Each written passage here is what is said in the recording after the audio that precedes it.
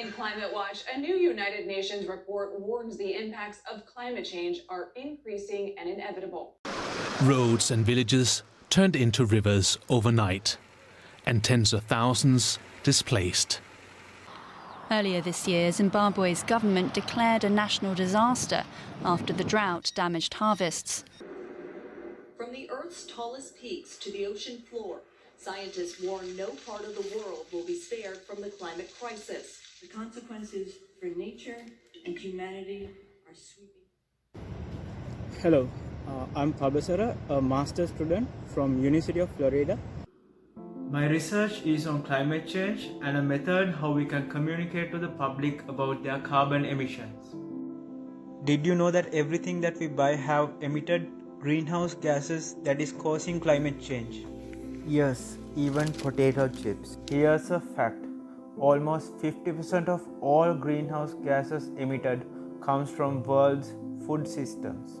Think of agriculture, forest clearing and land use, using chemical fertilizers and fuel for machinery, processing and packaging, transportation, storing and retailing, and finally even when disposing the waste there will be carbon emissions. What if you knew the amount of carbon emissions associated with the products that you buy? Let's back up to potato chips.